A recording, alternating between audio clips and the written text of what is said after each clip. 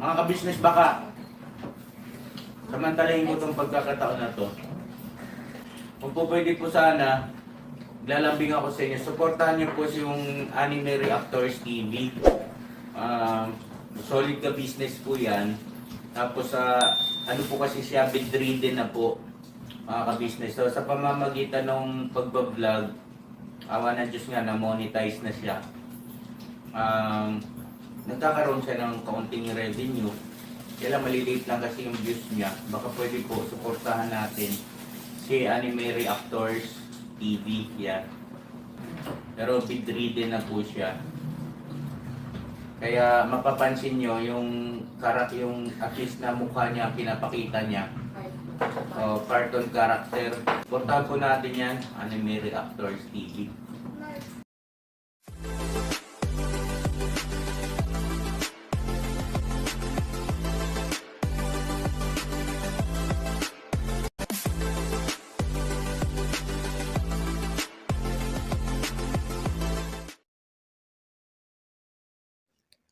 Hello guys, mapagpalang araw po sa ating lahat. Narito pong muli ang inyong lingkod, Anime Reactors TV. At sa mga hindi pa po nakaka-subscribe dyan sa aking munting channel, ay baka pwede naman pong makipindot na po ng subscribe button. At makilike and share na rin po ng aking mga video. At patuloy din po natin suportahan ang Mag-amang Ka-Business Official at Papa Dins TV. At ganun din po yung kanilang second YouTube channel na Ka-Business Family, na kung saan ay ang 3M nga po ng Ka-Business Family ang nagbablog dito. Yun guys, panibagong araw, panibagong reaction ulit po tayo. At for today's video po ay gawan po natin ang reaction. Itong vlog nitong si Ka-Business na kung saan ay may napadaang isang pulubi dito sa harap ng kanilang bahay. At kinausap nga ito ni Ka-Business. At nang tanongin niya ang pangalan nito, ay nagpakilala itong pulubi na siya daw ay si Dean. At in-spell pa nga niya dito kay Ka-Business yung kanyang pangalan. At dito na nagsimula yung makwelang pag-uusap nitong si Dean at nitong si Ka-Business. Noong una nga po ay pabirong hiningan muna nitong si Ka-Business ng pera itong si Dean. At kagad naman kumuha itong si Dean ng pera sa kanyang bulsa at iniabot dito kay Ka-Business na nagkakahalagang 29 pesos. At dito ay nagbiro itong si Ka-Business na meron din siyang 29 dito sa kanyang bulsa. At nang bunutin niya ito, ay pakunwari niyang isinaksak dito kay Dean. Pero sinalag ito ni Dean. Kaya lang sabi ni Ka-Business, ay bago mo nasalag, ay nakatusok na. Pero sabi nito si Dean kay Ka-Business, ay hindi naman yung tumalab dahil anak daw siya ni Wolverine. At dito nga ay mas lalo pa naging makwela ang kwentuhan nitong si Ka-Business at nitong si Dean. Hanggang sa nauwi pa nga na ito si Dean daw ay apo daw siya ni Shider. At kumanta pa nga siya dito na sa kalagitnaan ng kanta niya ay nagbitaw siya ng bad words na naging sentro naman ng tawanan ng buong Ka-Business team. Pero agad din namang pinagsabihan ni Ka-Business itong si Dean na wag magbibitaw ng mga bad words kasi nga nasa YouTube sila at baka may malabag ito si Ka-Business dito sa YouTube kung mariringgan ito si Dean ng mga bad words. At dito ay napansin nga nito si Dean na kinukuhanan siya ng video nito si Intoy. Pinalayo pa nga ni Dean ng kaunti yung camera sa kanya. Kaya tinanong siya ni Ka-Business kung alam ba daw ni Dean na yung nakatutok nga sa kanila ay camera. At ang sabi nga ni Dean ay alam naman daw niya. Kaya dito ay tinanong na ni Ka-Business na kung okay lang ba dito kay Dean na siya ay mapasama doon sa video. At ang sabi naman ni Dean ay okay lang daw naman. At yun nga, nagtuloy-tuloy yung kulitan nilang dalawa nito si Ka-Business. At sa hindi maawat-awat na kwento nitong si Dean, ay dito ay niyaya na ni ka-business itong si Dean na kumain muna. At pinaunlakan naman agad nitong si Dean ang yayang ito ni ka-business. At yun nga, pinagayak nila ng pagkain itong si Dean. At nang may abot na nga nila ang pagkain dito kay Dean, ay tila ba biglang naging emotional itong si Dean. At dito nga ay humiga siya dito sa upuan semento sa gilid ng bahay nitong sila ka-business. Kaya naman agad itong kinumport nitong si ka-business. At sabi nga ni ka-business, ay bakit ka naiiyak? Pare-pareho lang naman tayong tao. Kaya okay lang yan. At pinagtulungan pa nga nila itong itayo para makakain nga ito si Dean. Dahil mukhang nahihiya din ito dito kay Laka Business. Kumbaga hindi niya in-expect na i-approach siya ng ganito nito si Laka Business. At nang muli nga makaupo itong si Dean, ay dito ay nagtanong siya kay Laka Business na hindi naman kayo masasamang tao, di ba? Kumbaga, nung una ay tila nagdududa siya dito kay Laka Business na masasamang tao ito mga ito. Pero dahil nga maganda yung pag-approach sa kanya at inalok pa nga siya ng pagkain, ay dito na niya naramdaman na mga taong ito sa paligid niya ay may mga mabubuting puso. At dito ay nagsimula na kumain itong si Dean. At nang iaalok ni ka-business ang kanin dito kay Dean, dahil ang kinakain lang nito si Dean ay yung ulam, ay sumagot itong si Dean ng English kay ka-business. Kaya tinanong ito ni ka-business kung ano bang natapos nito. At ang sagot ni Dean ay nakapagtapos nga daw po siya ng high school. At nakatungtong pa nga daw siya ng college. Hanggang 3rd year. At ang una nga daw niya naging kurso ay criminology. Pero dahil bumagsak siya, ay nag-take siya ng medisina. Pero bumagsak din daw siya dito. At sa pagkukwentong ito ni Dean ay nabanggit niya na ang probinsya niya ay Tacloban. Kaya naman nang matapos kumain ito si Dean, ay muling tinanong ito ni ka-business kung ang probinsya nga ba daw nito ay Tacloban. At ang sabi ni Dean ay probinsya yon ng kanyang girlfriend o ng kanyang asawa. Taga ron daw ang nanay at tatay ng kanyang asawa. Kaya tinanong ito ni ka-business kung paano nga ba daw ito napunta dito sa Maynila. At ang sabi ni Dean ay dati daw siya mangingisda. At napasama daw siya dito sa mga mangingisda ng taga rito sa Maynila. Simula nun ay dito na nga siya napadpad sa Maynila.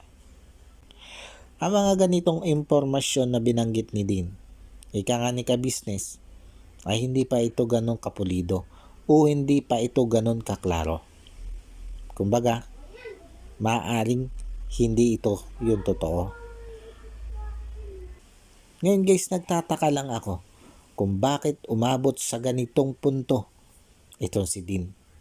Bakit umabot siya sa ganitong kalagayan?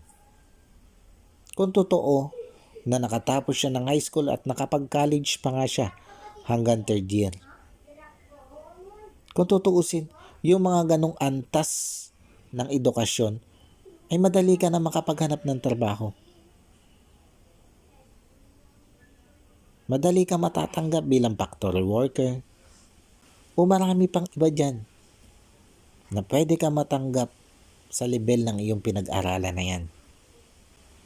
Pero bakit nauwi itong si Dean sa pagiging taong pulubi?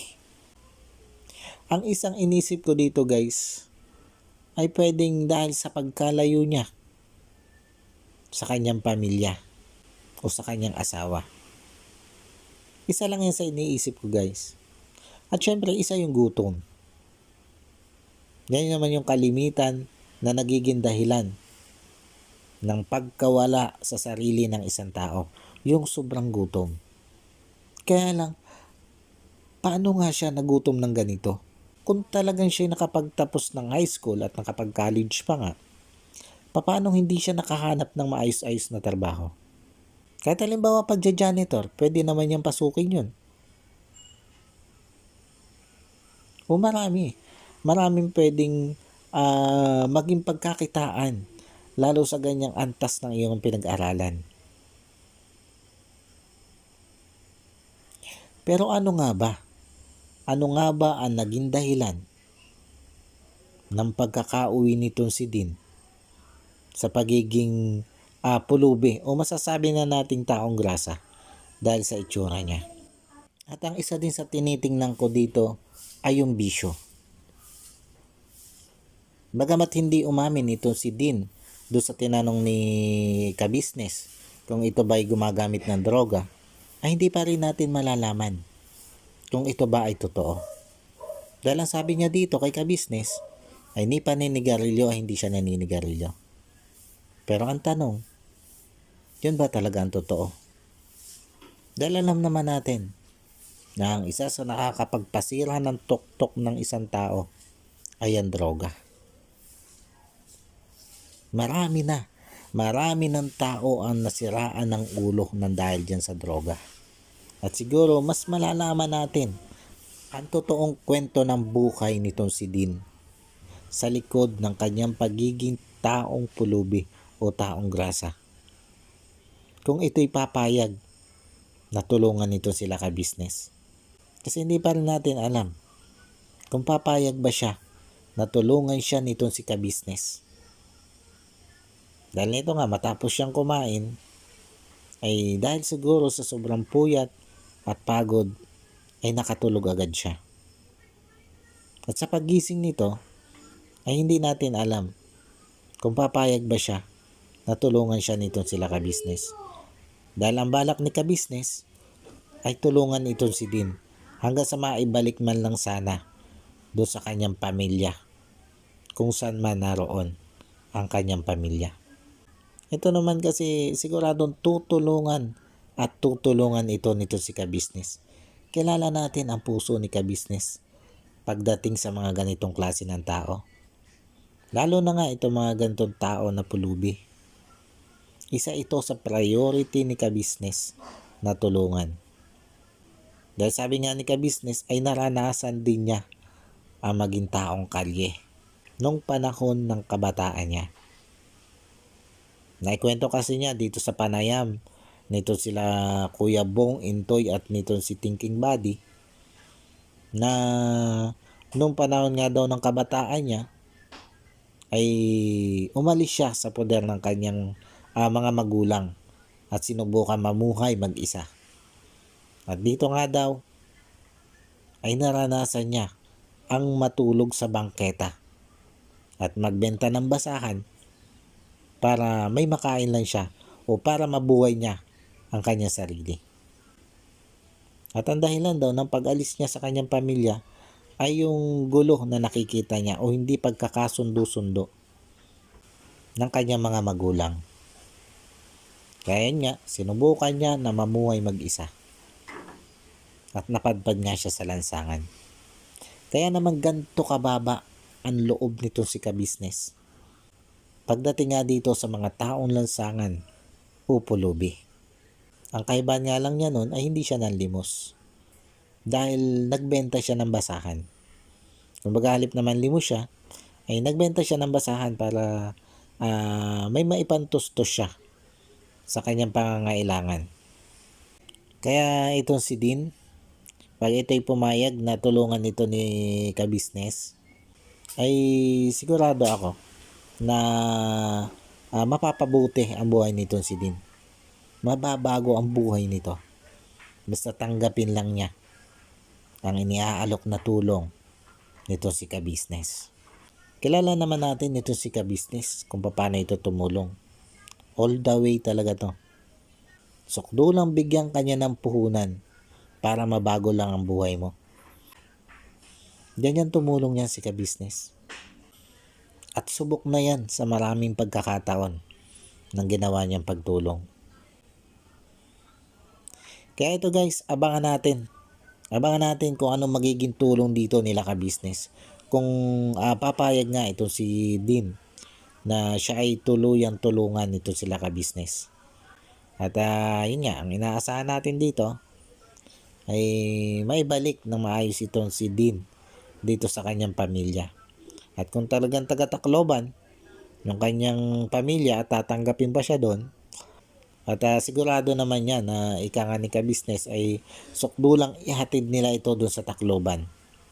Mapaayos lang itong buhay nitong si Dean.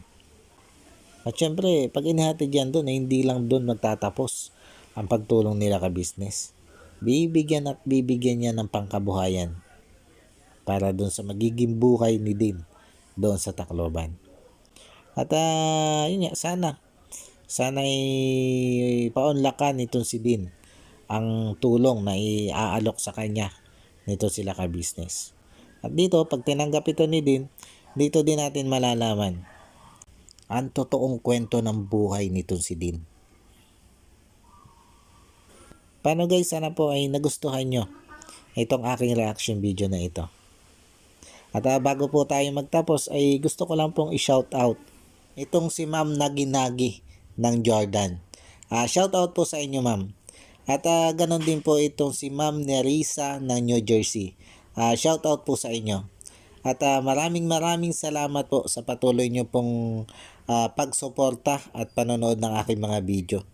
At God bless po sa inyo at sa buong pamilya nyo po.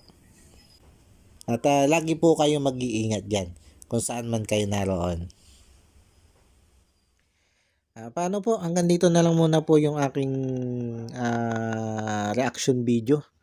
At muli po ay maraming thank you po sa patuloy na sumusuporta at nanonood ng aking mga video. At sa mga hindi pa nga po nakaka-subscribe dyan ay baka pwede naman po makipindot na ng subscribe button at makilike and share na rin po ng aking mga video. Muli po ay maraming salamat po and God bless po sa inyong lahat. Anime Reactors, shout out po. Suportahan natin yan si Anime Reactors TV. Yan, pakisupport po natin. Siya po ay isang bidridden na mga ka-business. Check nyo po yung kanyang YouTube channel, Anime Reactors TV. Siya po siyang bidridden na, ayan, kahit pa paano nakakagawa-gawa siya ng mga reaction video patungkol sa ka-business official. Suportahan po natin para kahit pa paano magkaroon siya ng revenue. May magamit siya sa pambili-bili man lang ng gamot. Ano po mga ka-business.